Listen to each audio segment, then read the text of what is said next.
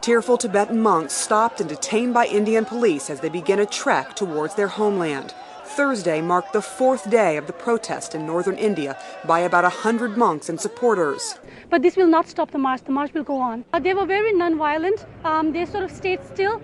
Indian police say the marchers defied an order to remain in their district. A court ruled they should be detained for 14 days after refusing to abandon political activity. There were protests in New Delhi, too. Police made arrests Wednesday as dozens of exiled Tibetans protested outside the Chinese embassy.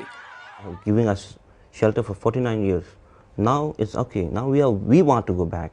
So why should Indian government interfering that Tibetan people, if Tibetan people are willing to go back?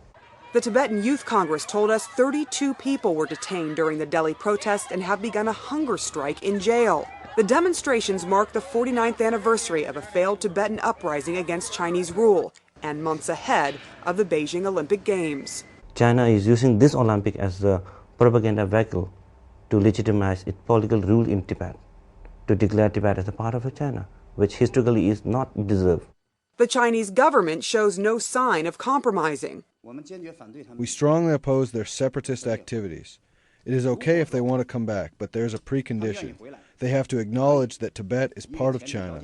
They are Chinese. India is caught between a rock and a hard place as it develops economic ties with China. I think there is pressure from China, and the Indian concerns are largely structural, of its own making. The structural concerns reach back to 1959 when India accepted many thousands of Tibetan exiles. The Indian Foreign Ministry said it is enforcing a long-standing rule which prohibits the Tibetans from taking part in any political activities. Sarah Seidner, CNN, New Delhi.